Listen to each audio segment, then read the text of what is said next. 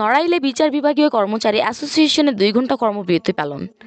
আমাদের প্রতিনিধি মোহাম্মদ রাসেল শেখের নড়াইল জেলা থেকে পাঠানো তথ্যচিত্রে থাকছে বিস্তারিত।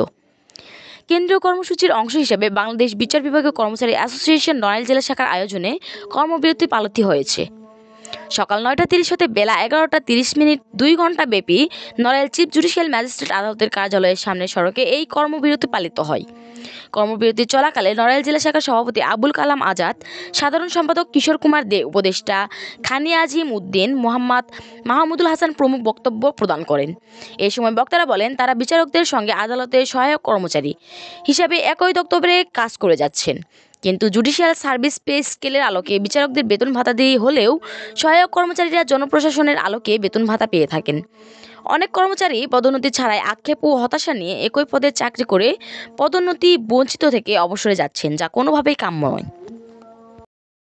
দাবি সকলকে ধন্যবাদ। জীবনযাপন কিভাবে করতেছি এটা আপনারা আমাদের ভাই, আপনারা আমাদের সমাজের সাথে বসবাস করেন।